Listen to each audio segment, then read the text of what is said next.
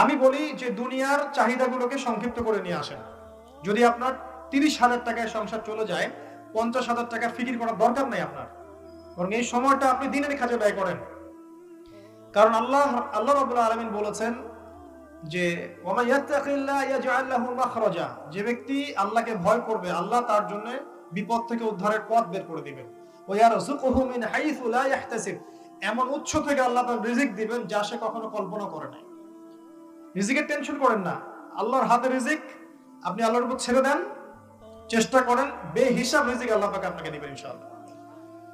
রিজিক মানে এটাও, রিজিক মানে এটাও যে আপনি ইমানদার, আপনার নেককার স্ত্রী আছে, আপনার সুসন্তান আছে, আপনার রিজিক পর্যাপ্ত হচ্ছে, আপনি অসুখ বিসুখে কম পড়ছেন, বিপদ আপদে কম পড়ছেন, এগুলো সব রিজিকের অন্তর্ভুক্ত। শুধু টাকা পয়সা রিজিক নয়। 1 লাখ টাকা আর্ন না করতে পারলে চলবে না এমন নয়। অনেক ফ্যামিলি দেখবেন লাখ লাখ টাকা আর্ন করছে, বেশি বেশি অসুস্থ হচ্ছে, টাকা লস হচ্ছে, ব্যবসায় লস খাচ্ছে, টাকা